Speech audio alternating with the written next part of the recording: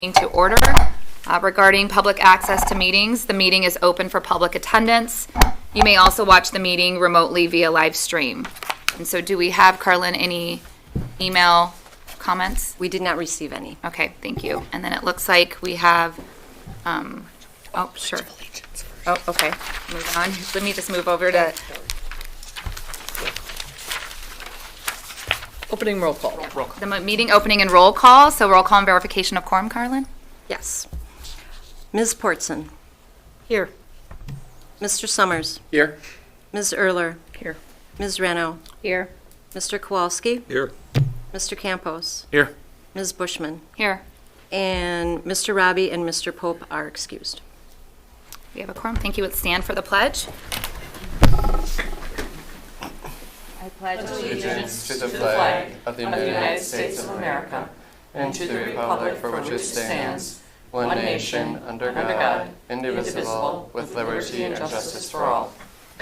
All right, so now we will move into public comments. There are no emailed comments, but we do have Chris Scott, who is here to speak on agenda item 5C4. Thank you. Chris Scott, 3340 Whiting Avenue. Thanks for letting me speak. I wanted to mention this, especially with new board members. Last year, when Mr. Robbie became a new board member, I asked, will you be attending the graduations? And he said, no, I've attended enough graduations in my lifetime. I want to encourage you not to follow that path. The graduations are one of the most wonderful things a board member can attend. Ms. Bushman and I think, attended most of them. And when our students leave here, it's just such a celebration. And the students and the parents and the community, they see us there, sending our students off into the world, and they've been through our district. So I really encourage you, if you can attend any of those graduations, please do. I promise you, you'll be really glad you did. I've left with so many tears and goosebumps and just wonderful feelings for these students. So I just want to encourage you to attend as many or any that you can. It's really worth it. Thank you. Thank you. Okay, on to presentations. We have agenda item 5A, Student Senate Representative Report with Adeline Johnson. And Adeline, before you give us your report, I believe this is going to be your last meeting with us today. Yes, this is. Thank you for your time and all of the meetings that you've attended. Do you have any plans that you can share with us? So next year I'm going to St. Olaf College. I think I'm going to study political science, go into pre-law maybe. Yeah, that's really, that's all I know. That's so awesome. far. No, that's a lot. Congratulations. Adeline, you've been a tremendous student rep on our committee, and we really appreciate your time. We know that these meetings can get very long at times, and you've been committed, and you've provided just a wealth of information from SPASH. So thank you for that. Thank you so much. I need to let the board know she's going to leave right after her report. Okay. It's Academic Awards Night at SPASH, so she needs to be to SPASH by 7. Absolutely. All right, well, first I just want to say thank you guys so much for giving me this opportunity. It's been so cool sitting through these meetings this year, and to be able to speak on behalf of the student body is just, it's great, it's amazing, and I'm really grateful for this opportunity. So for the update, this week is a very busy week for our students testing in AP courses.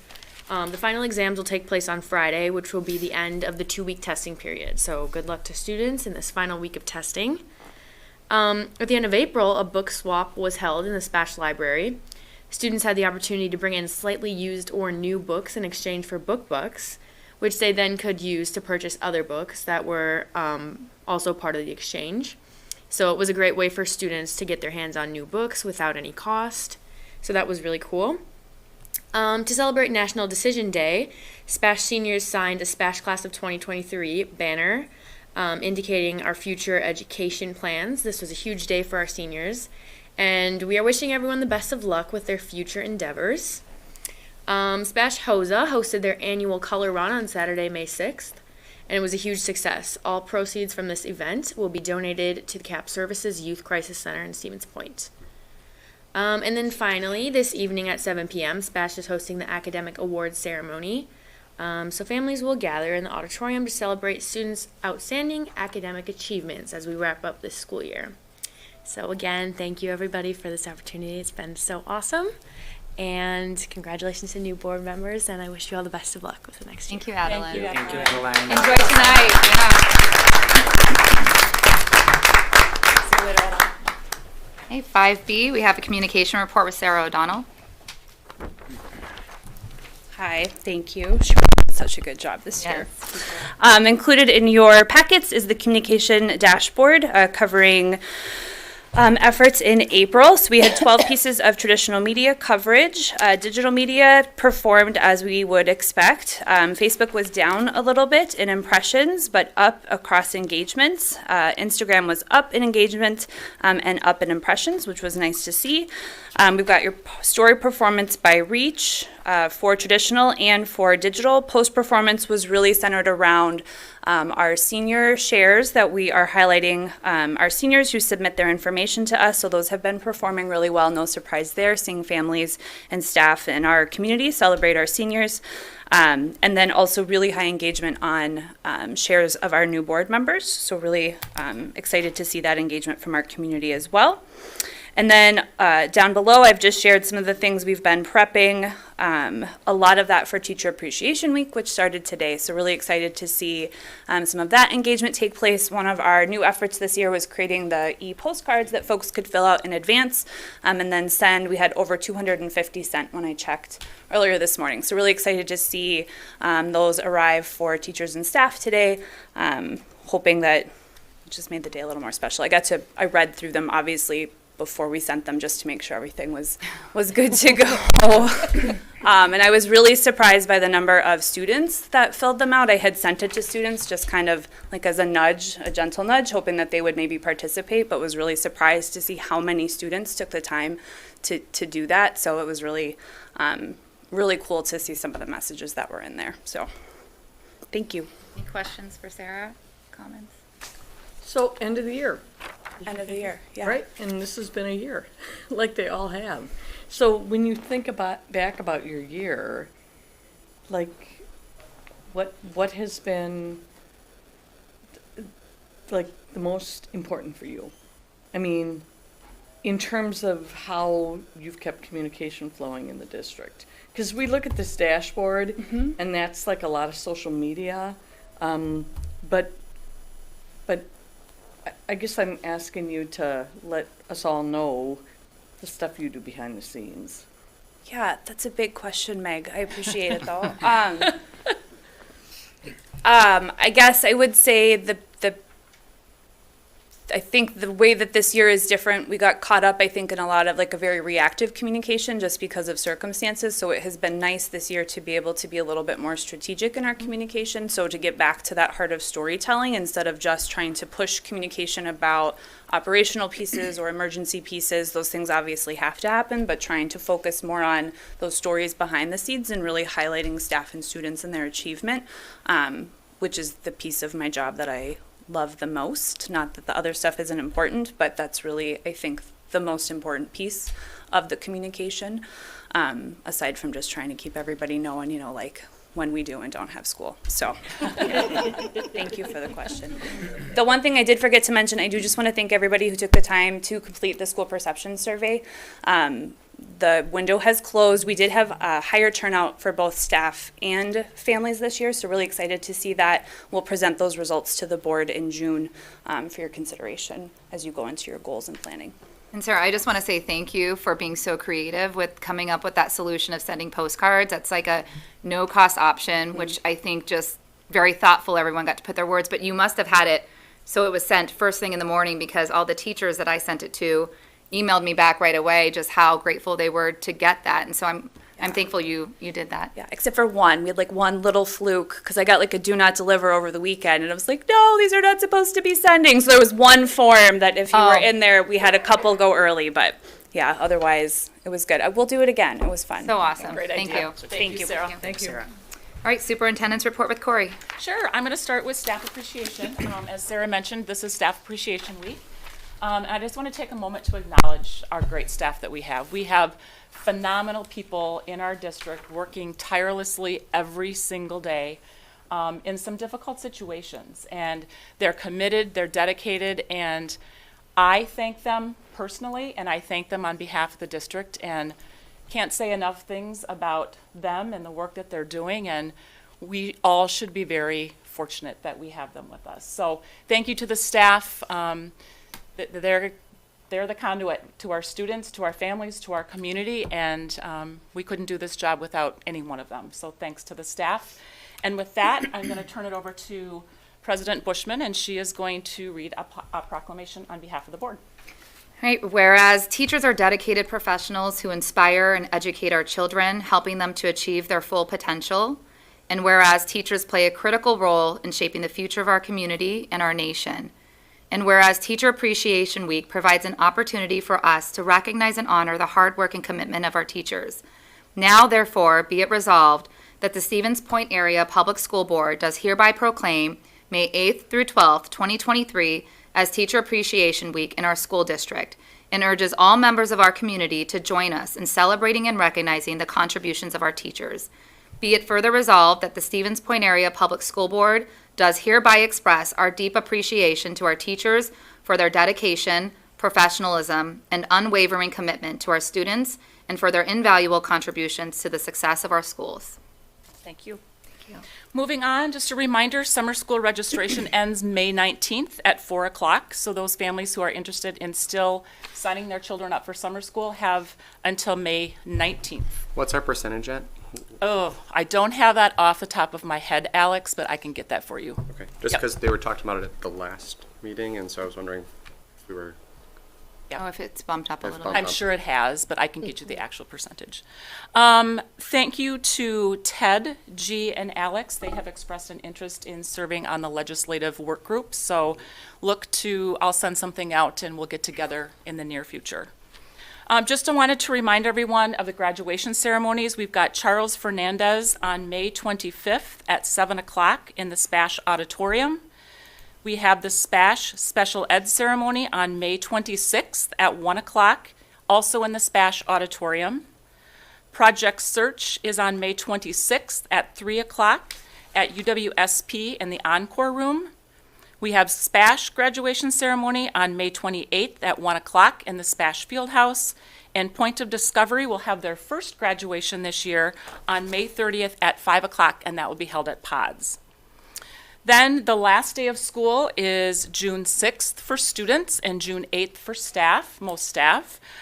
Just wanted to take a couple minutes to thank the students, the staff, families, our community partners for their continued support.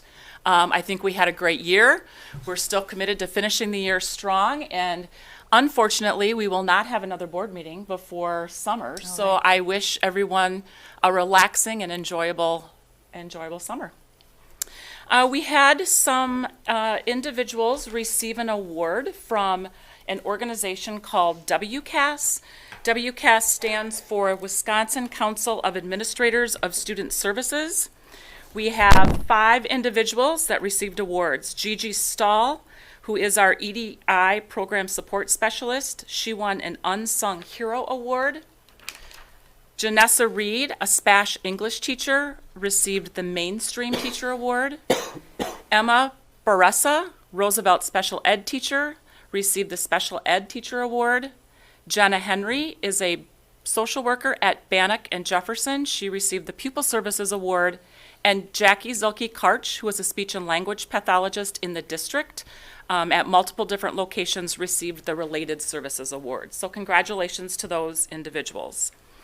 Reminder that our committee meetings, we will have Ed Services Committee meetings will be the first Monday of the month, starting at 5:30, and Business Services and HR is at 6:30. However, in June, we're doing Business Services and HR at 5 o'clock and Ed Services at 6 o'clock. And then one last thing, on June 9th, we have 3 people, Jen Bushman, Jeff Milsna, and Amy Roberts, who is a teacher at Spash, taking a Black Hawk helicopter ride to Fort McCoy to visit the Challenge Academy. So wish them best of luck in their travels via Black Hawk helicopter to Fort McCoy. You did. It's a great trip. I'm a little You'll love nervous, it. but No, it's It's a great experience. So that's all, unless there are questions. all right. Okay. No questions? We will move on to item D, Storm Ready Designation, Safety and Security Update. I'm sorry, I did miss one thing. Sure. I'm sorry, Jen. I forgot to mention that we do have our community members on our standing committees whose terms expire at the end of June. The board took action on June 13th of 2022 to extend those memberships through June of 2023. So we are going to be making applications available this week for any community members. They will have until 4 o'clock on the 26th to submit those applications. And then per policy, the committee chairs, which would be Judy and G, will sit down with me, we'll go through those applications, and then we will have the committee chairs make a recommendation to the full board for approval on June 12th.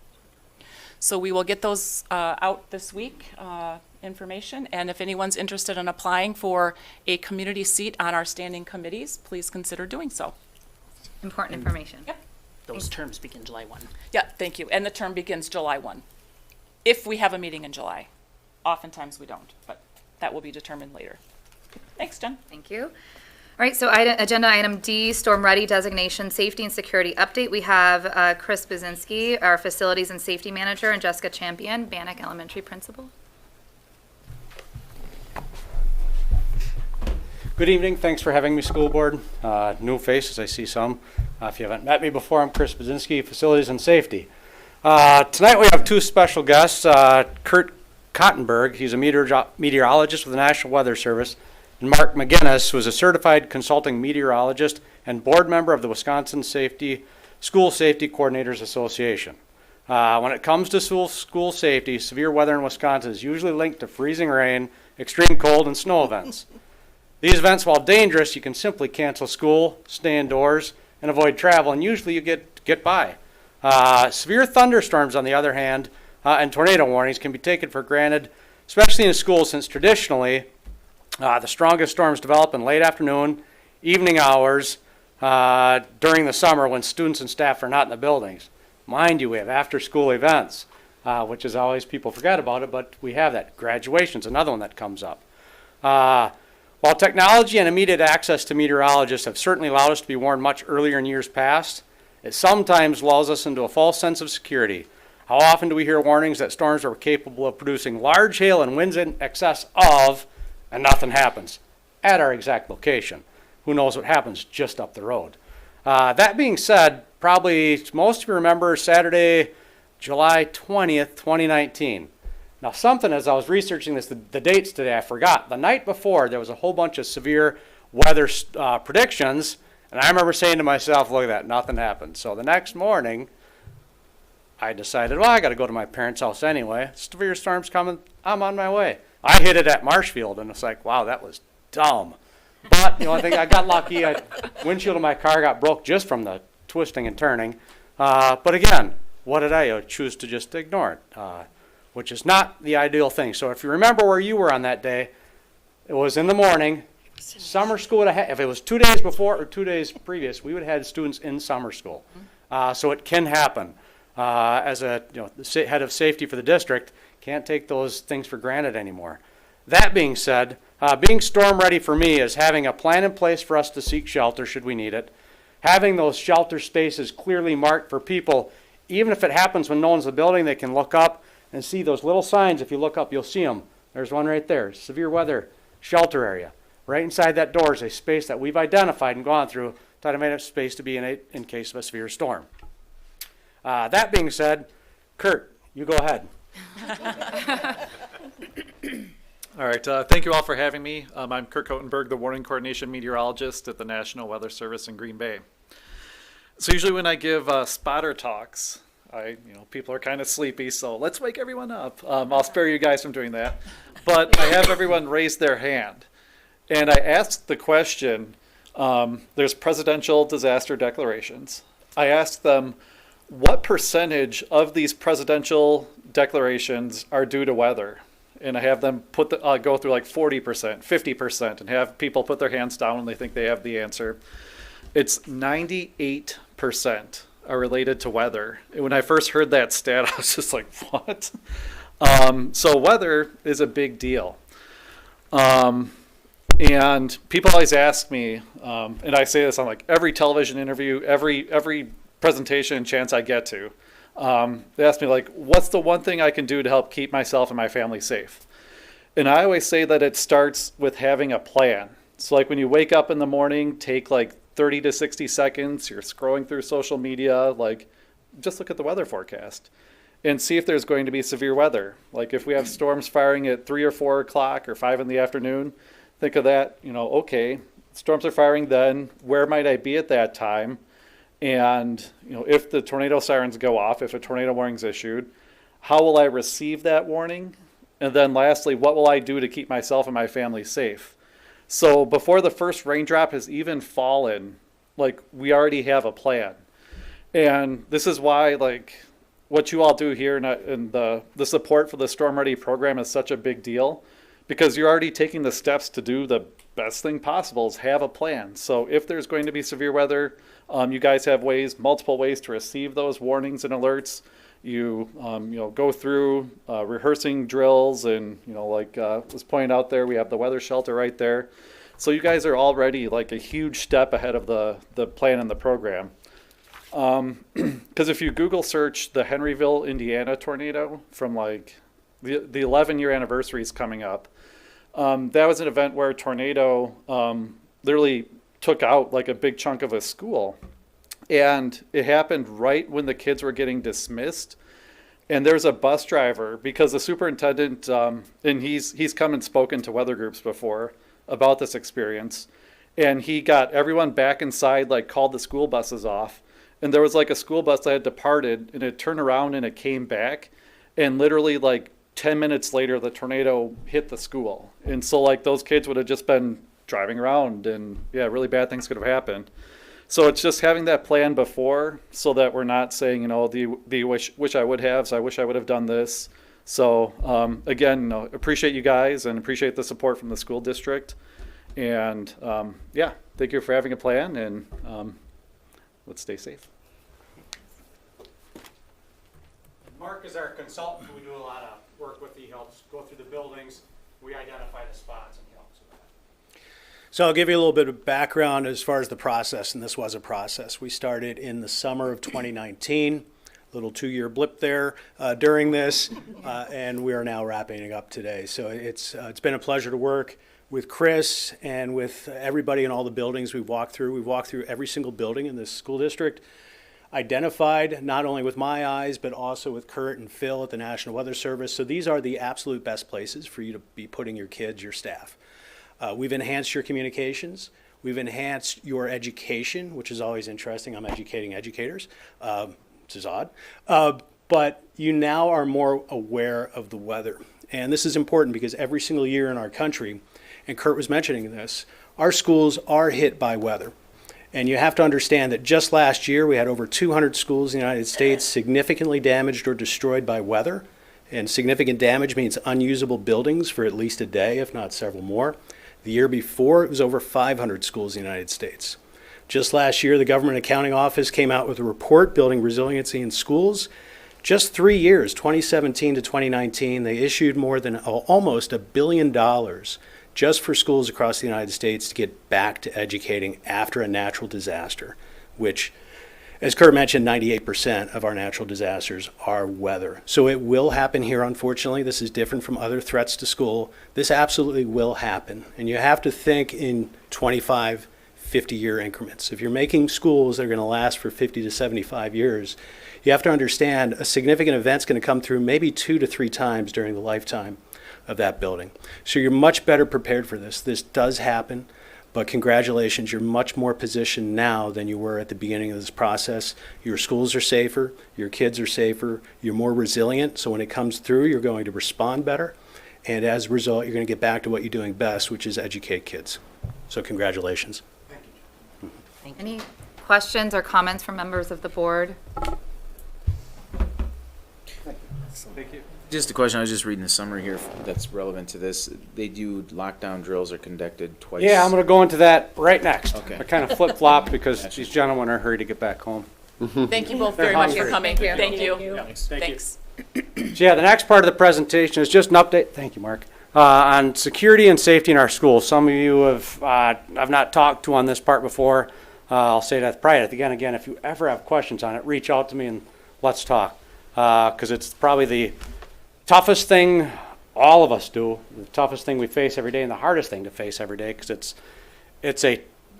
I probably personalize it too much. That goes with my background, and I'm proud to do that because it really resonates. I have 2 kids in schools, and you take it very seriously, yet there's days you feel hopeless about it because you're like, wow, this next event happened. What did I do to do that? So I'll take this just a high-level overview of what we do.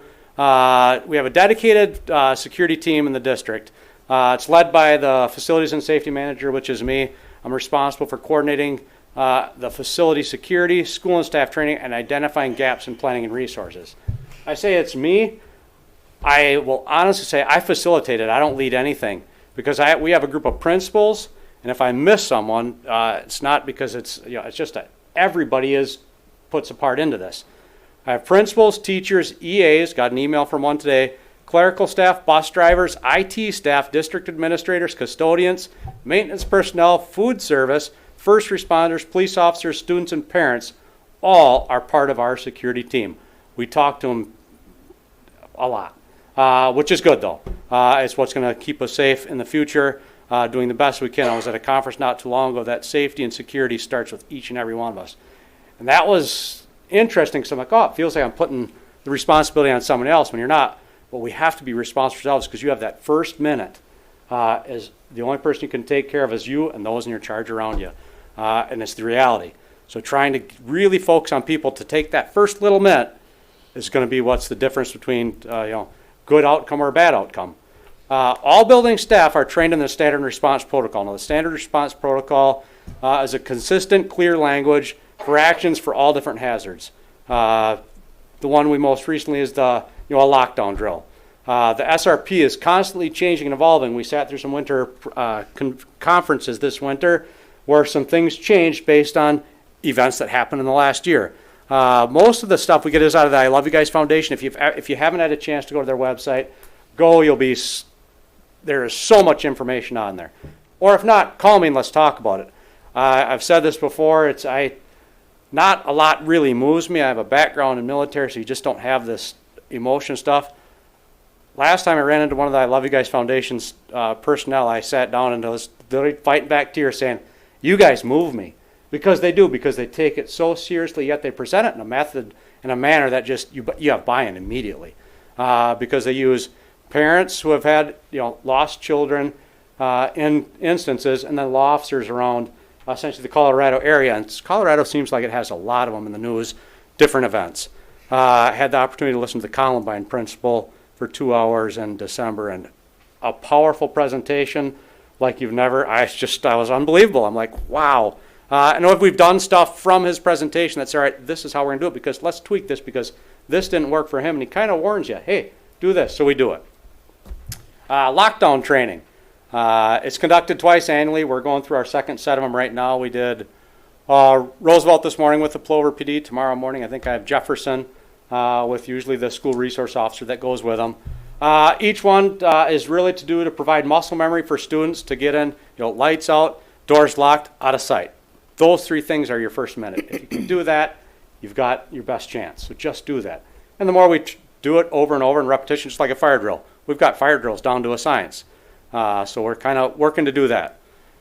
Something that I came on board probably 2020. Anyway, in 2018 and 19, the school district had $9,000 of funding from safety and security improvements for all the district facilities.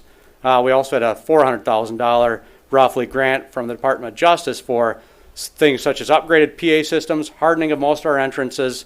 We also did video surveillance on all your doors. If you come to a school door, you have to push it. They call you and they see who you are, you come in. We add those here and there as they become needed. We put them in spots where they were missed because you can only do so much, and you have to realize, hey, this door is not locked. We better put something at it because a locked door is the best thing you can do. So we've done that. Recently, we've reevaluated where we have, if you remember 6 weeks ago in Nashville, we saw the video of a door shot out, person crawled in.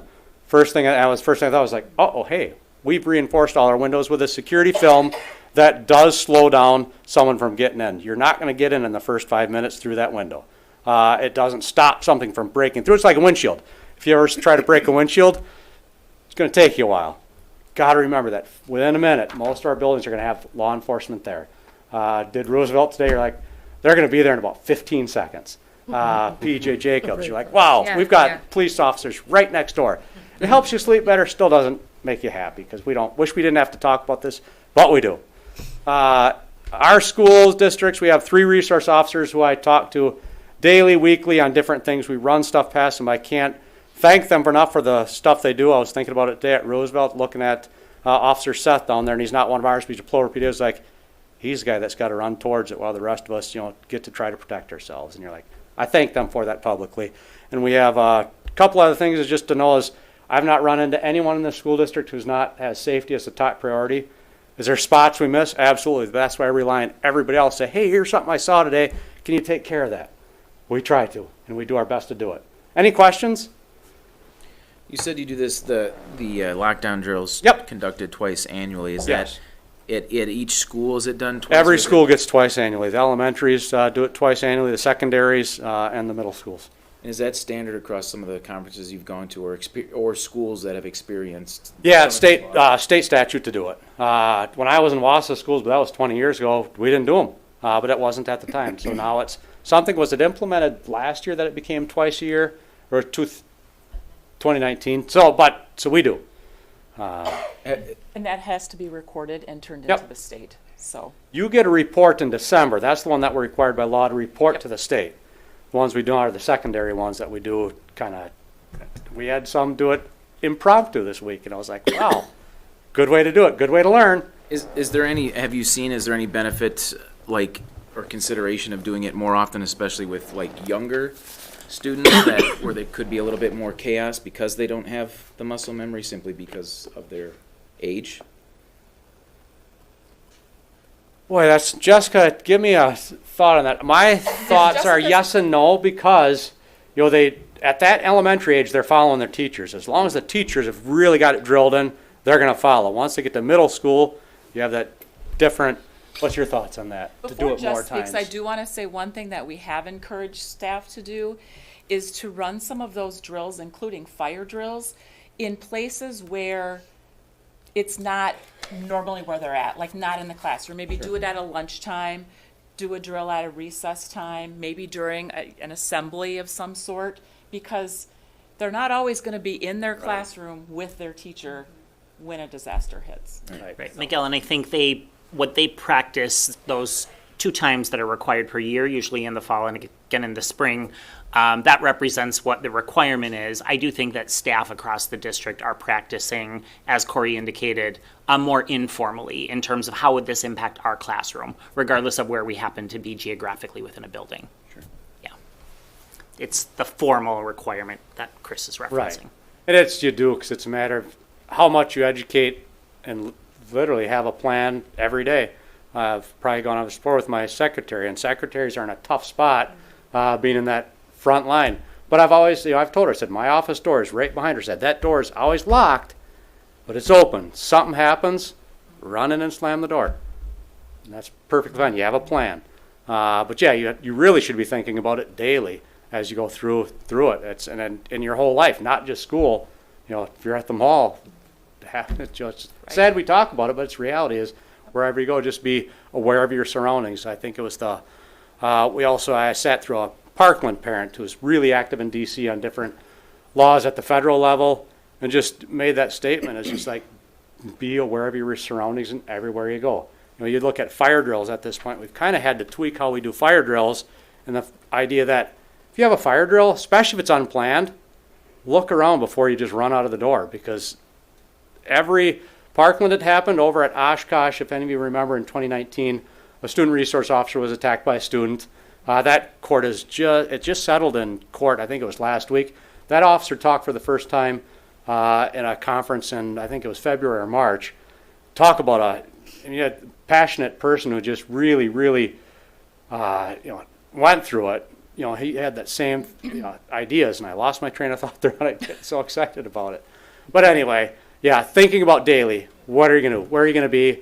know what you've got. The smoke alarms went off based on chaos from smoke going up, setting off the smoke sensors. Parkland, third floor students, that smoke alarm off were coming down in the second level where the active shooter was. You're like, wow. So an unplanned fire drill, you have to be aware of it and say, all right, what's not right? Lead your students out. Be the first one out there. If something ain't right in the hallway, probably isn't. Right. And if not, err on the side of caution. So, any other questions? No, I didn't know if Jess was going to share. Oh, yeah, at the elementary level, that was just, I'm not an elementary teacher. I'm more that physical side of things. So it's like, oh, when it comes to the emotional side, I'm not the best person to talk about. But I'll be honest with that. So it's like, that's why I have powerful partners. At the younger level, are the students aware, we'll just say like K through 6, are they aware of what these drills are for? Obviously, everybody knows the tornado drill, fire drill. You know, I didn't go through any kind of active shooter stuff. Are they aware of what they're hiding from or protecting themselves from? So they're simply made aware of there's a situation within the building, but we don't go into any details or any kind of scenarios. Because again, we want to just create muscle memory with them. And the biggest part of it is to follow the lead of the adults that are in there and know that they are supposed to, locks, lights, out of sight. Those 3 things, and move to a sheltered spot. Mm-hmm. But we don't talk about specifics. I'm sorry, Chris. No, you go ahead. We certainly aren't talking about specifics that are going to, cause that emotional distress within them. That's essentially what That's not it at all. No, it's the response part, not the incident part. Sure. Any other questions from board members?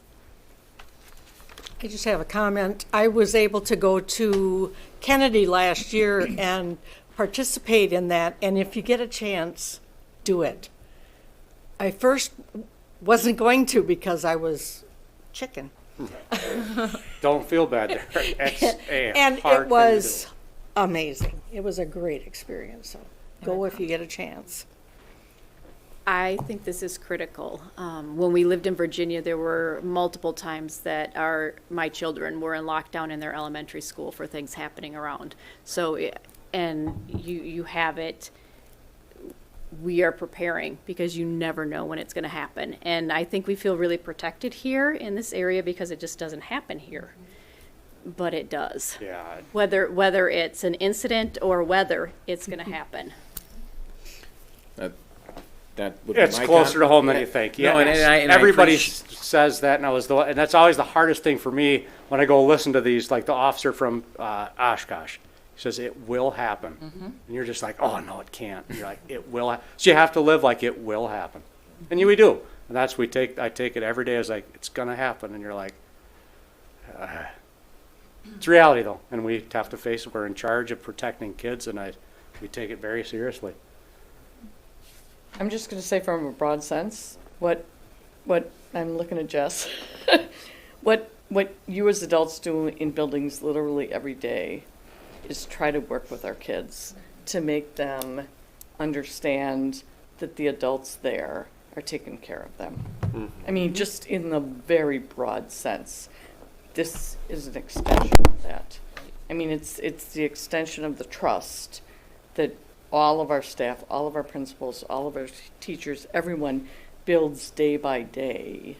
So if I'm like going I don't want that to happen. I don't think it's Agree going to. 100%. But in the broad sense, ultimately, what you do every day as educators is teach kids to trust you, and this is the extreme end of that spectrum. So I appreciate what you're doing every day. And, I hope it doesn't happen in this district.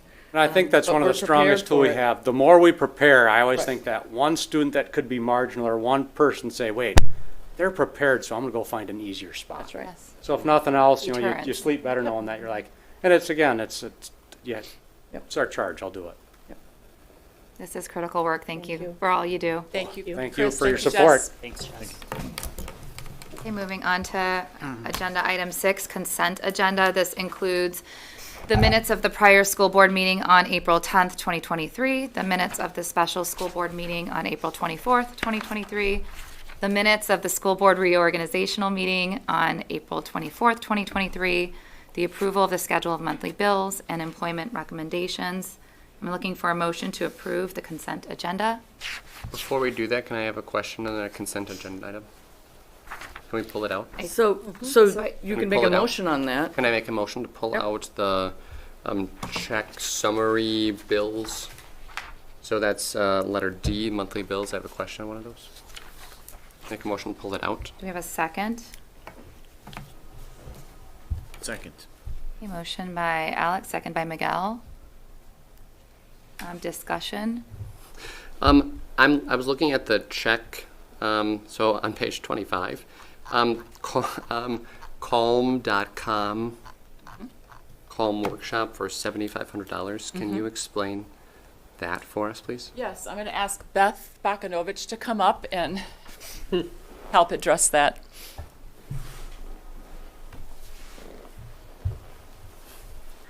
It's just a lot of money. Good evening. So we provide a Calm subscription for all of our employees. It's a wellness benefit that we started offering 2 years ago. So every employee has the option to enroll in the Calm app, and it provides all kinds of wellness programming, resources, and tools. What utilization do we have of that? We are at 52% right now, and then of that 52%, we're seeing a 77% That are using it. using it, yes, yeah. So 77 of the 52%. Mm-hmm. Okay. Thank you. Sure. Thank you, Beth. And Alex, the 7,500 specifically that you're referencing was used for a session that we provided for staff at the beginning of a professional development day on April 6th. So 7,500 just for one day for them to come talk to us. It was for that particular session, correct? Mhm. And just for clarification now, he needs to amend his motion to approve the consent agenda? So for clarification, he's called that out to be voted on separately. Okay. So the bills. So he can either amend that motion to Just like include- or withdraw the motion and have the second withdrawn, or choose to proceed with it separate. Okay. I'll withdraw my motion. And then you would have Second. to. And then you have to do an all in favor. All in favor? Aye. Opposed? Okay, motion carries. So we are going back, looking for a motion to approve the consent agenda. So moved. Okay. I'll second. Moved by Barb, second by Meg. All in favor? Aye. Opposed? Should we do that by roll call because of So traditionally, we've done it by roll call only because of the bills, Okay. but you don't have to. We don't have to. It's up to the president if you want that. Okay, sure. We're looking for a motion. So then we'll have the roll call. Okay. Ms. Portson? Yes. Ms. Erler? Yes. Mr. Summers? Yeah. Yes. Mr. Campos? Yes. Ms. Rano? Yes. Mr. Kowalski? Yes. Ms. Bushman? Yes. And motion carries. Thanks, Carlin. All right, so moving on to agenda item 7, business services. We're going to hand it off to Judy, the chair for Business Services and Human Resources Committee report. All right, so we had a very busy and actually very productive meeting. So Tom reported on the Gorky Park improvements, so we're very excited about everything that's happening there. Can't wait to see that. Referendum progress report, no changes at all from last month, so we're wrapping all of that up, so we're in a good place for that as well. And then he talked about the workers' comp report, so if you want information on that, talk to Tom. There's a lot of information wrapped up in that one. And then Mike went over the review of the financial statements, including some of the budget things and exception reports. So since we had new board members that were joining that, we went over those in detail, how to read those, what they meant, and that type of thing. So it was a really good learning opportunity for us to learn about all those. So getting a really good picture of what's happening in the district financially, you know, firsthand what's happening, as well as projecting, you know, where we might be. So that was really good for those pieces. And then we have a couple things that we we'll have on the agenda here. So the first one is the approval of the signature for facsimile resolutions. So we've got that one, and it's something we do every year. So we'll start with, is somebody willing to take a motion to approve the to continue signature facsimile use resolution and the new signature facsimile resolution? I'll move approval. Second. Motion by Meg, second by Barb. All in favor? Aye. Opposed? Awesome, that one's done. Okay, so the other thing that we did talk about was the budget evaluation process update. And so that was information at that meeting and really, really good information. I was taking lots of notes, so very glad that Tom is going to be walking us through that here. Good evening. So we're going to visit what we are doing. We're involved in a multi-year budget evaluation process, and we've been giving you updates as we've been going along on this, as we process through. So as we flip through, we're going to be talking about these three areas, and the slides that follow will touch on each of these. We're in the process of identifying budget reduction and control items. We are trying to conduct ongoing evaluations of open positions and program review, and we are identifying priority funding or reduction recommendations on the various things that occur within the budget. So in doing so then, the next slide shows us one of the things we've talked about, and that's position review. We're looking at basically three general categories of looking at this: the needs, priorities, and a review process. And within the needs, we're looking at students, staff, family, and community needs. We're looking at the priorities of student achievement, safety, goal alignment, workload capacity, compliance with mandated requirements. And we're also in the process of looking at a review process itself. An assessment focused certainly centrally on the student impact on the staff and the families, and subsequently the community. And at the bottom, you see the kind of steps that it goes through. The principal or supervisor is looking at data, talking with staff, or considering various things going on, the needs, priorities, etc. And then a review process takes it to the director level. In a discussion of that, what do we do with this position, etc., in the case of a vacancy or whatnot. And then that's brought to the cabinet, where there's a group discussion on it to either defend or recommend a change to the position or whatever. So a discussion occurs at that time. And that takes us in this review, position review process, where again, I said we've looked at this and considered it on a basis of resignations or retirements as they've come up, grant funds that are no longer being made available, or changes in student enrollment directly affecting staffing recommendations, etc. And then these assessments focus centrally on the student impact, the staff, and the families, and in the community as it goes. As of April 18th, the data shows that we've considered 36 positions. We have at that time frozen 1.8 FTE positions, and we've moved to eliminate 5.1 FTE, which represents 14% of those 36 positions. So we've taken actions, and in meetings subsequent to this, we continue this process of moving along and evaluating it. We learn things ourselves as we go through this. We learn things about the positions and about what they're doing and how it impacts in other areas, etc. Sometimes the decisions get to be a little complicated, but we've avoided any imbroglios among ourselves, and it's been quite peaceful, so that's good. On the next slide, you can see some of the budget reduction and control items that we've actually done. Meg has a question. Could we step back?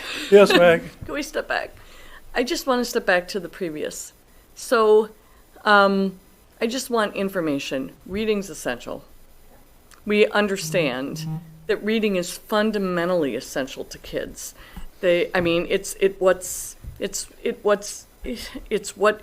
So explain to me why we're comfortable reducing we're freezing 1.8 and we are eliminating 1, because I guess if I was in the community, I'd be saying, like, why? So, Meg, I think part of this process has allowed us to be able to make decisions based on where enrollment also fluctuates across the district. So though we haven't seen a significant decrease in overall enrollment in the district, one of our buildings had a total of 3.0 reading teachers. So when you see a reduction of a reading teacher, it might appear as though there are no reading teachers left in a building. And that is not the case in this particular reduction. So this is a retirement that afforded us an opportunity in a building where we reduced from 19 total sections down to 16. To reduce one of those full FTE. In conversation and collaboration with that building administrator, she felt very comfortable that the reading teachers left in the building, which is a full 2.0, would be able to adequately support the needs in the building. Yep. And the frozen 1.8 positions, we're holding on that right at this point in time because there's still some uncertainty in terms of federal funding that comes through Title I. And we use that funding to support a significant number of the reading teachers that we have in our buildings. The other piece is we're keeping an eye on a growing ESL population in the district. I've been in communication with the ECDC, which is the organization that's managing resettlement for refugees both in Marathon and Portage counties. We are slated to receive a minimum of an additional 10 students over the summer, with a projected possibly up to 12 in the upcoming year. So ESL is an area where we are staffed very tightly, and that 1.8 positions could very well need to be reallocated to support an area that is growing in population. And so you're saying so just based off that comment, you would be having those reading teachers do ESL? Nope. What we would do is we could potentially reallocate that 1.8 into an ESL teacher, a 1.8 ESL teacher. Now, again, there would have to be an additional conversation before that decision was made formally, and I would have to work with the building administrators. That would be impacted by the loss of reading FTE. So again, until we have some of those answers or more concrete answers, we're just categorizing those as frozen at this time. And then the tech integration specialist, just because I understand how vital they've been to the district. So 2 is a lot. Yep, I can speak to that. That is those positions are grant funded, and that grant funding is gone at the end of this year. So I will say that we have reapplied for a grant, but we've not heard yet if we've received that. If we receive that, that will get revisited. So it's not we don't need them, it's just that the funding sources drop. Correct. Exactly. Yep. Those are good questions that needed to be asked. If I could go back 2 slides, I just wanted to point out, one more, I'm sorry, right there. I maybe passed over this a little too quickly, but then again, your question gives it a full body of meaning. And that is, we do consider the needs of the students. And we do consider the workload capacities, the student achievements in this review process. So the question you asked, the reason he was able to give you such ready answers, we spent hours on this, and before we make any kind of a recommendation, like a cut or something like that, we've gone over that quite a bit, and there's a particular reason for it. So I'm really glad you asked that question, because they gave us a chance to talk about that a little bit more depth. We're not just getting rid of the entire reading program like you suggested somebody might be worried about. So it gives us an opportunity to alleviate that potential anxiety that no, we're doing this where we can pair something without impairing the education of the children, in our opinion. So if we let's go forward then to the budget right there, budget process. So these are some of the cuts that we've already made recommendations for. The budget, the final budget that will be coming up in October. Through the technology department and some of the educational areas department, we've identified $109,000 in software reductions. There's a lot of software in this district, and there's a price tag with it, but we found some areas where there I can't go into all the detail because frankly, I don't know all the detail. But I do know that there are programs that some are duplicative, or that they just aren't needed anymore. So we were able to trim that out. We've done a 2% across the board budget reductions. We've done transportation cuts, $25,000. In HRA restructuring rather, that has to do with the high deductible format of the health insurance policy. And then PMA and the defeasance area, that was the defeasance that you approved a little while ago. That's in the 39 fund. Come this fall, we may probably will recommend some more defeasance to help save some money for the taxpayers. This is a savings of almost $2 million for taxpayers that we accomplished through that process. And then we've identified some areas of extra time, straight time, and other media. These are accounts at which we were able to trim money from, that the activity has justified it. We've reviewed it again and spent some time looking at it, and we're confident we can make the cuts there without impacting negatively on anything. And then reading, nurse, math, education, things like these. These are the positions that we just talked about that we can cut. So that's just under $1.2 million. Now on the next page, these are projected, and we do have a contract with Portage Solar, and they came across with a gift that totals over the life of the time period. I think it's 20 years of $1.2 million. So once they get up and get operational and the solar farm is producing energy and megawatts, etc., then we will start to see some income stream for that. Summer school grant, this grant of about $656,000 was approved. We were looking at it as a maybe, and it did come through, and congratulations to Chris and all of his crew and everybody else involved in that, putting that grant together, and that's going to be coming up over the next couple of years. So that's a very positive thing that'll help us to some degree. So finally then, what's next? What are we doing in this ongoing multi-year process? Well, we're going to continue to do these position reviews and refine how we go about it. And perhaps we'll keep this model going for several years. That would actually be a very positive thing. We're going to try to find a way to define and evaluate program success. And, you say schools and you think about programs, you think, oh, that's easy to do, but they're very difficult to define. We don't budget on a program basis. Program budgeting is not something that's done in Wisconsin public schools. So getting at it, not just looking at the cost aspect of it, but what is a program? It's a lot of math. Okay, maybe that's a program, but there's math in the elementary, there's math in the junior high, there's math in the senior high, there's different levels of math, there's different, geometry, physics. How do you incorporate that so you've got maybe an overarching concept of a program, and then maybe you have subsets of that? And so how do you evaluate all of those different subsets? And how do you determine, is the juice worth the squeeze? Is the money we're putting into this creating the results that we want? Is it actually helping kids?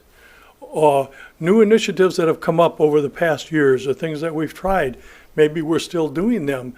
Are they working anymore? It takes time to evaluate that and to assess if it is. Maybe they were doing great 5 years ago. Are they still doing great, or is it meh? We're putting all this money into it, but we're not getting a lot out of it. So we've got to evaluate that, and that's a big process when you're dealing with 1,000 employees and a lot of different programs and different levels and different complexities. And of course, don't touch my program. So we have certain sensitivities to things that go on. That's life, that's reality. So this is interesting, and so that's a process we have to continue to work with, and we will. And as we go down the road, then we have to shift towards referendum planning. We've opened that. I made a presentation a while back about what the long-term budget impact is, how we got where we got or we got to where we are now with a budget shortfall and how that budget shortfall is probably going to double, notwithstanding what the legislature decides to do. But even with that, based on how far behind we are with the revenue stream, how low our mill rate is in comparison to others around us, and how little we have levied over the years in comparison to our peers, we're way behind. And the only way we're going to catch up is through a referendum, and we just don't know how much that is yet because we don't know what the biennial budget's going to provide for us. Once we get those numbers, then we'll have some solid basis of making a better projection on what that'll be. And that's just the reality of it. And I don't want to minimize it. I want to tell you the truth right up front so that you all know and we can deal with it the way it is. So that's the way it is. Any questions that you might have, please? I'm just going to note, and I'll throw out the tech integration specialist. So we're losing a grant. We are losing a grant. That doesn't mean the district doesn't need those positions. I know we've applied for another grant, and, you know, God willing, we'll wind up with that grant. If we don't, you know, in the same way we're looking at our budget and making decisions about what we believe we can cut, if we also are finding things in our budget that are grant funded and we've lost the funding, but they're important for our district, we need to recognize that.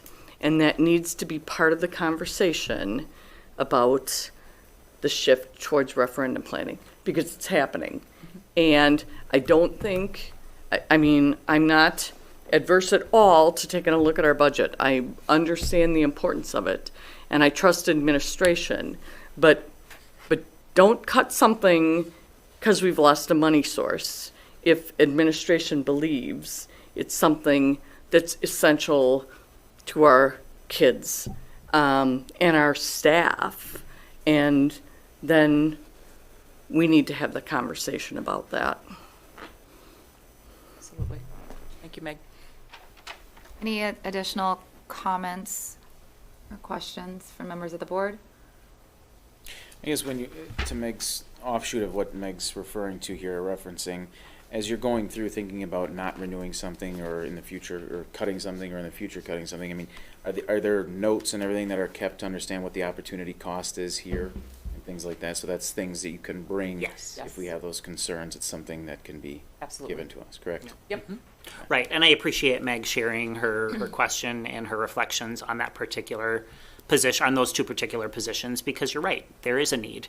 And, you know, we might arrive at a place where, you know, we don't receive the grant funding that we're hoping we get. And might we be coming back to have a different conversation because the need is still present. So Right. I appreciate you sharing that, and I appreciate the transparency. Okay, thank you, Dr. Owens. You're welcome. Moving on to Human Resources, item number 9, Educational Services. In G's absence, as the chair, I'd like to hand it off to you. Yeah, Chris is going to take it. Sure. Yep, I can take this one. We had 2 action items for educational services, and we had 2 items that were listed for information. I'd like to begin with the first item, which was for action, which is approval of our academic interventionist positions, and the recommendation is the permanent addition. I just want to clarify the use of that term in this particular motion. In year 1, these positions were intended to be part of a pilot.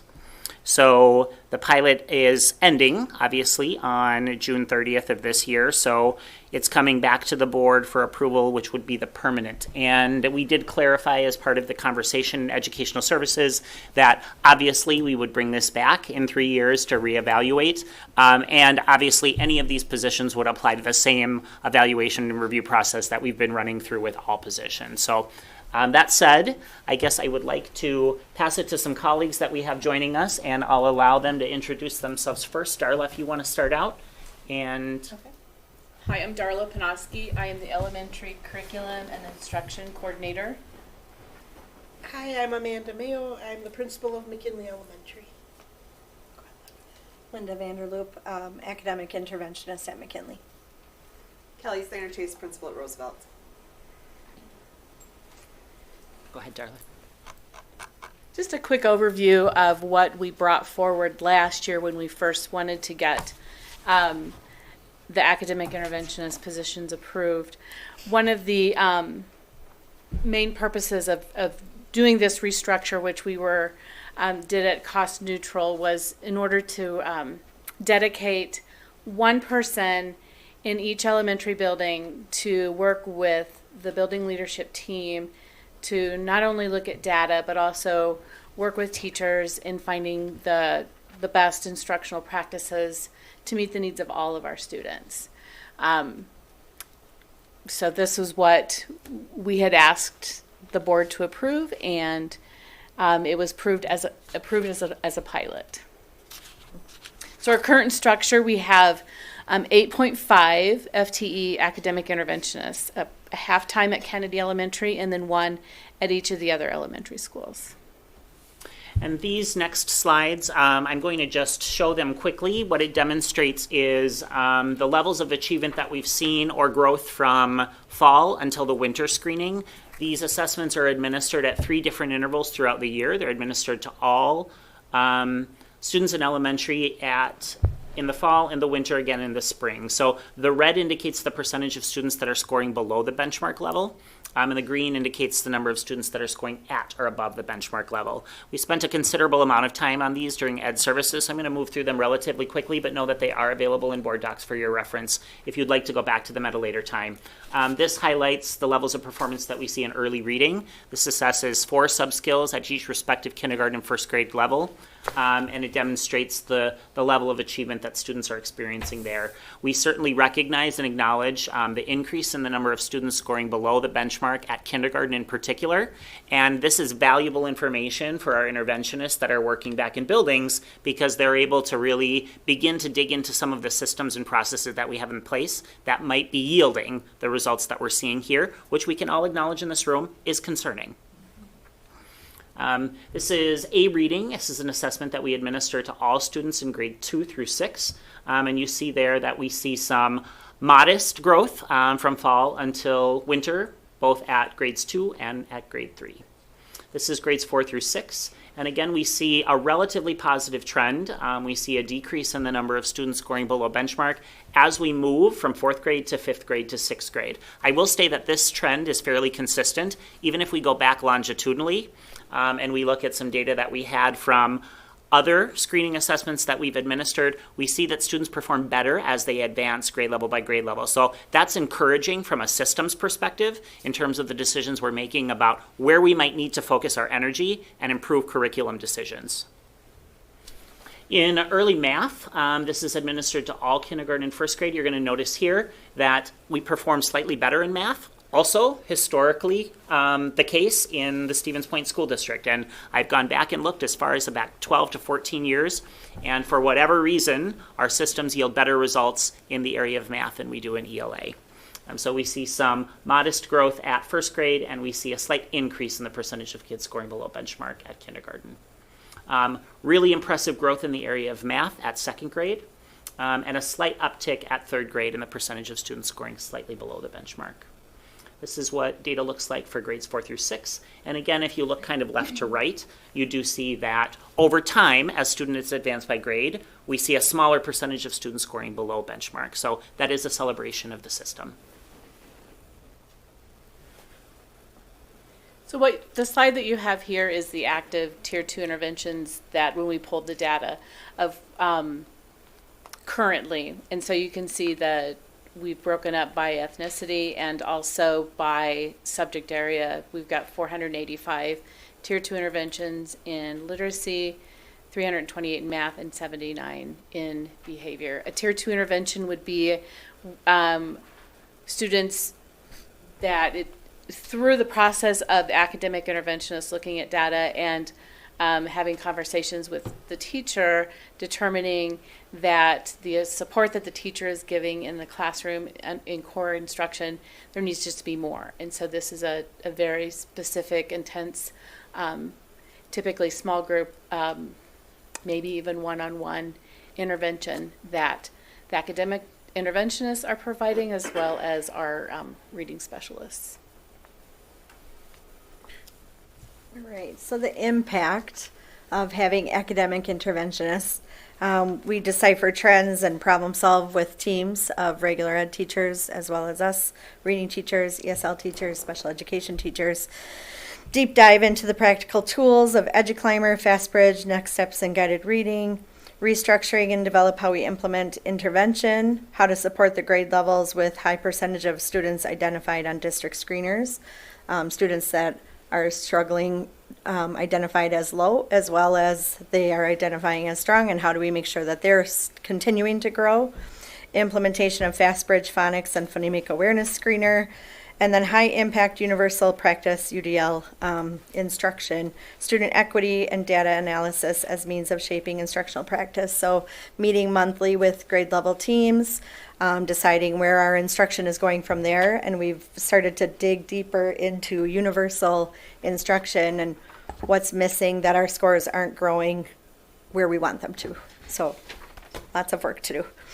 Without the interventionists, we would not have the ability to align that content and the intervention supports across the grade levels, share systems perspective of what's working, what's not, where can we dive into it and fix it, engage in ongoing building data analysis, collaborate and design of effective interventions to support student learning and changes in need over time. So really the big goal is looking at that universal instruction and how do we make that more powerful, and then interventions to help those kids grow. That leads really well into a discussion of teacher efficacy, which John Hattie's research tells us is one of the most powerful ways that we can impact student learning and achievement. And teacher efficacy is a group of teachers who believe they can make a difference in a student's education. And we know when we look at the data that we see up there that we can't intervention our way out of 30% kids at or above benchmark, and that is more of a core instruction problem.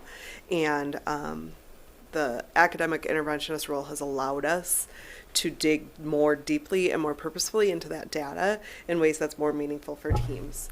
And having an academic interventionist in the building has fundamentally shifted the conversations we're having with our grade level teams in order to better understand our data, to look at diagnostic tools when we need them so that we can target our instruction to the needs that the kids have right in front of us in any given month of the year. From a Roosevelt perspective, this is my 8th year at Roosevelt, and I have not seen the types of collaborative conversations that we've been able to have this year prior to this year, because we have the person with a dedicated time to dig into the data, help our teachers understand the data, and then provide tools, coaching in order to what's the best way to do that. My teachers are excited to come together at monthly grade level meetings, share the things that are working, and problem solve together. And it's hard to see that impact in a year in our data, but I see the impact in my teachers' engagement in the conversations we're having, as well as little sparks of that joy of teaching when they're seeing a shift in practice that's really making a difference with the kids in the classroom.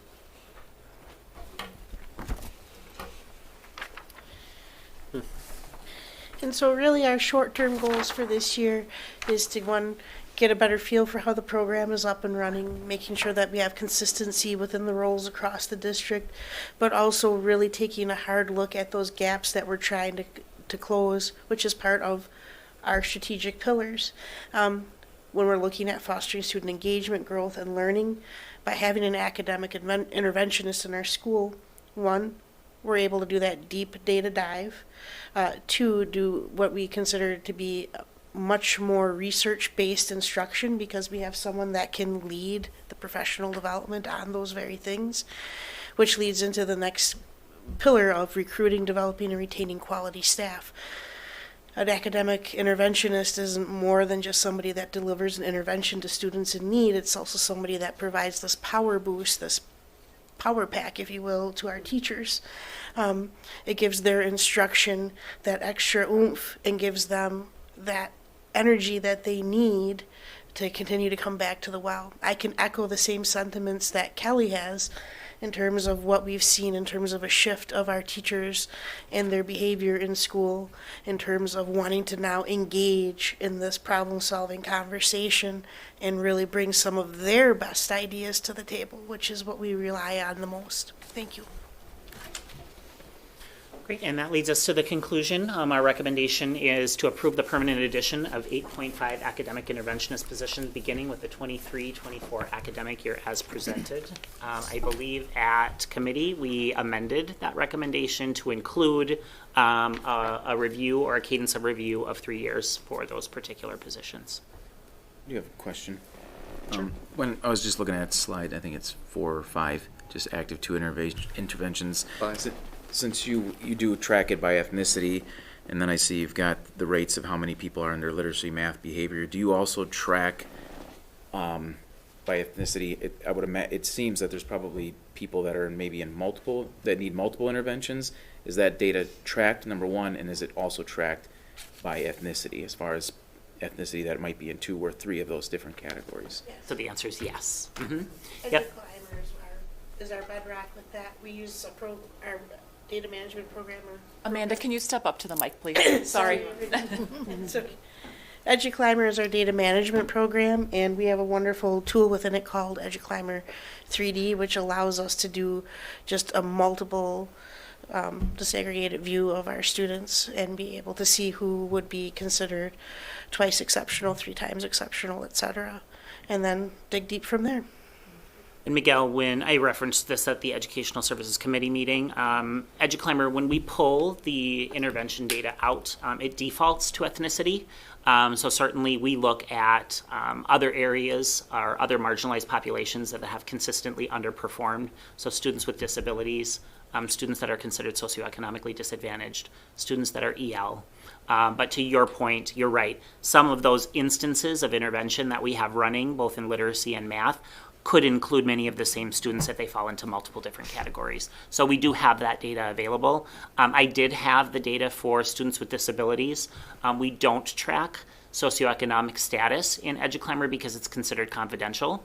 So administrators have access to that information. Teachers have access to the number or percentage of students that are considered socioeconomically disadvantaged in their classroom, but we don't give them names of those individual students. So in order for us to track and be able to pull that out with greater ease, we would have to apply a tag. That would be an anonymous tag in EduClimber.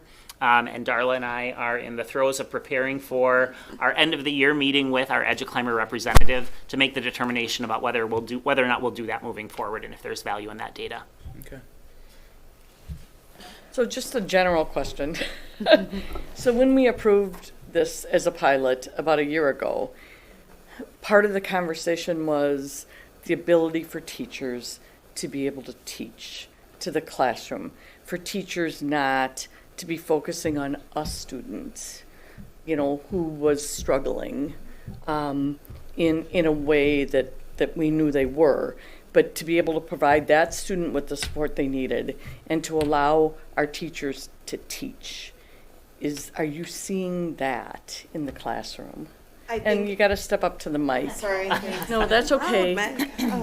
I think we've definitely seen a piece of that. Now, I mean, Roosevelt has 536 students. For one person to be able to relieve that pressure valve for 24 sections is impossible.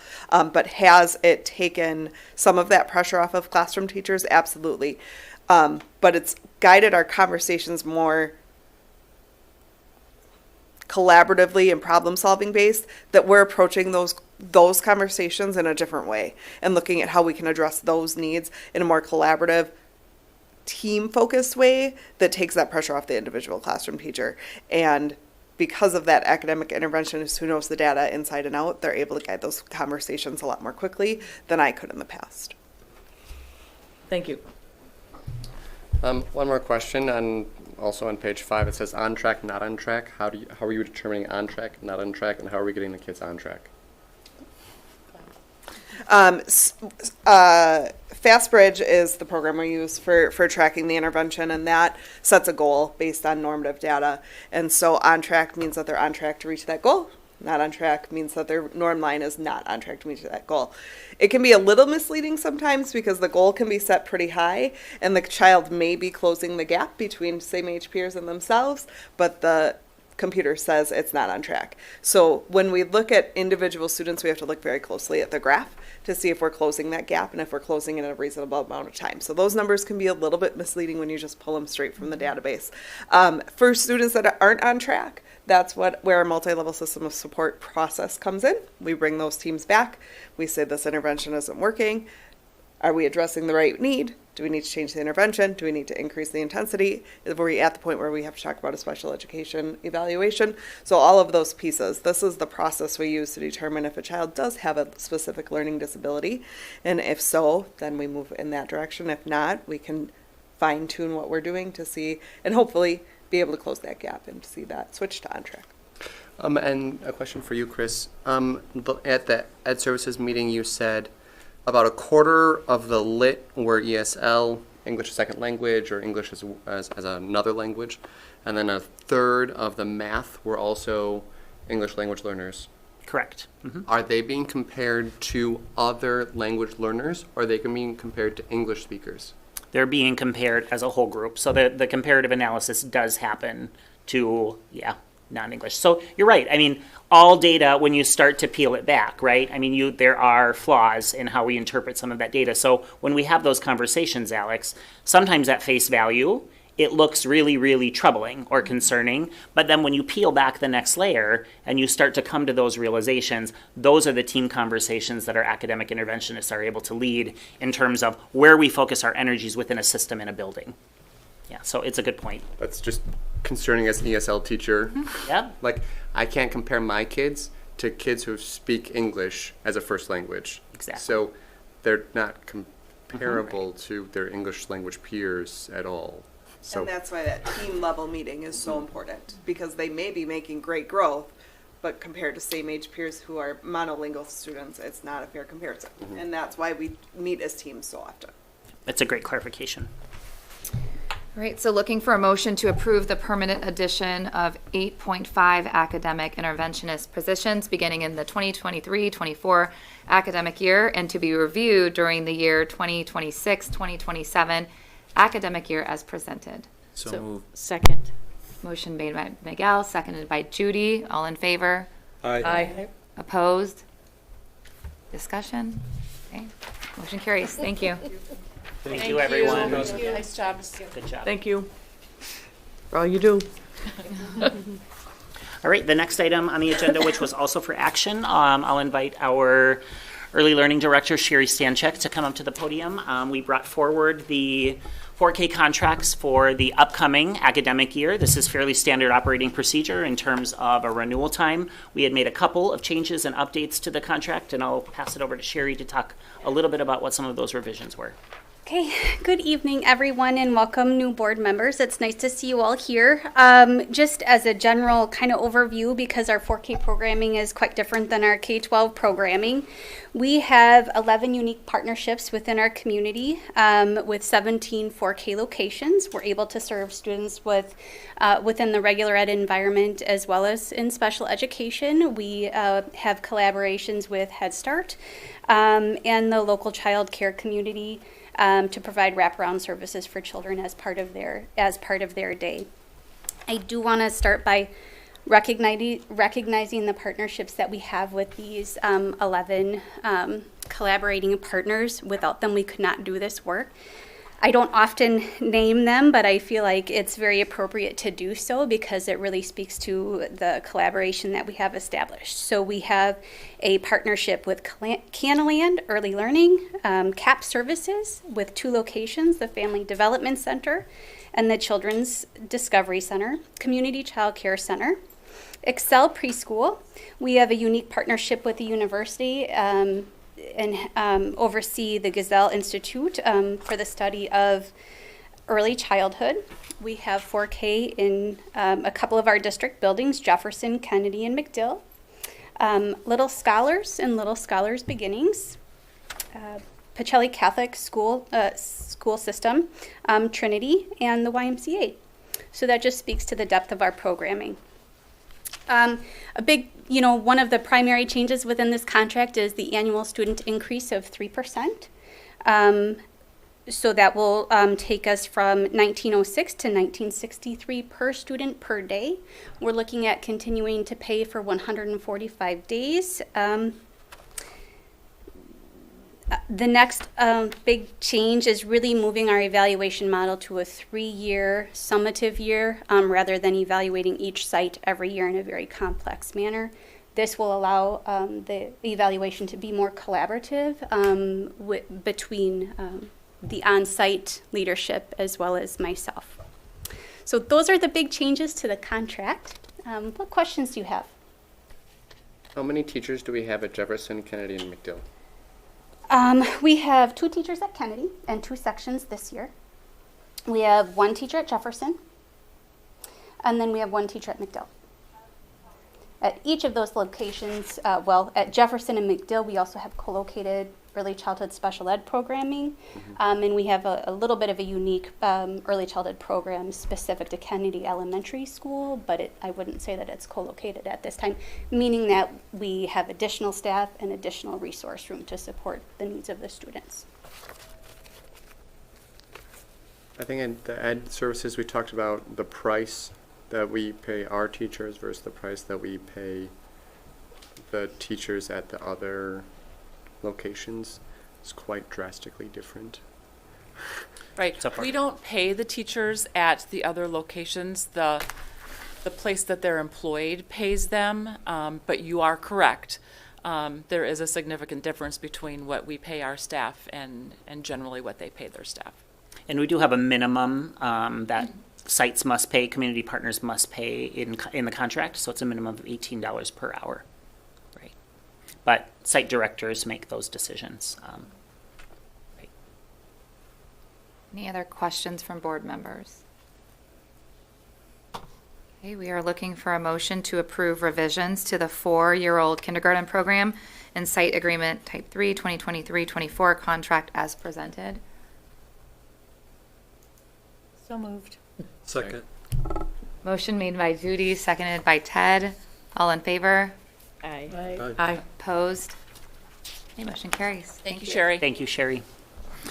There were 2 additional items that were for information only there was 1 additional item for action and 1 additional item for information only that we did not have time to get to at the last Educational Services Committee.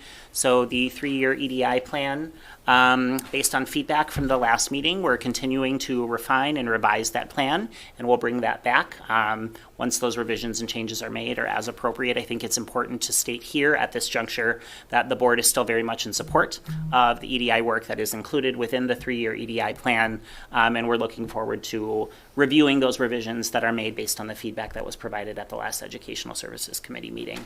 The last information item that we had for Educational Services was expectations and protocols for synchronous e-learning days. Synchronous e-learning days are the protocols that we implement on days when teachers are not engaged in PD. In other words, we've exhausted the 2 inclement weather days that we have included now into the calendar. In this past year, this became a very relevant conversation because we had such a large number of inclement weather days. So on the days when teachers are available to provide instruction, Jeff and I have been working with our teams of secondary and elementary administrators to be able to identify some updates to protocols for those synchronous e-learning days, and we look forward to bringing those back to you at a future time. Okay. That concludes my report. Thanks, Chris. Yeah. Right, moving on to agenda item 13A, future meetings, dates, and times. And so our next board meeting will be held on June 12th. We have a board retreat on June 26th, and I think we're still working on the location and start time, correct? Likely it will be 5 o'clock. Okay. And the location is yet to be determined. Okay. Does that work for the board? Okay. All right, and then we have committee meetings. As a reminder, the first Monday of each month, the Educational Services Committee will meet at 5:30, Business Services HR at 6:30, with the exception of June. Yes. Okay, any questions from the board? Moving on to agenda item 14, closed session. Enter into closed session. 1985, paren 1, paren C, considering employment, promotion, compensation, or performance evaluation data of any public employee, specifically to consider administrative contracts. Can I have a motion to convene into closed session? I motion to convene into closed session. Second. Motion made by Miguel, seconded by Meg. Any discussion? Hearing none. Carlin, can you do a roll call? Yes. Mr. Campos. Yes. Ms. Rano. Yes. Mr. Kowalski. Yes. Ms. Portson. Yes. Ms. Erler. Yes. Mr. Summers. Yes. Ms. Bushman. Yes. And motion carries. Okay, so I'm going to do a 10-minute break and come back 8:10.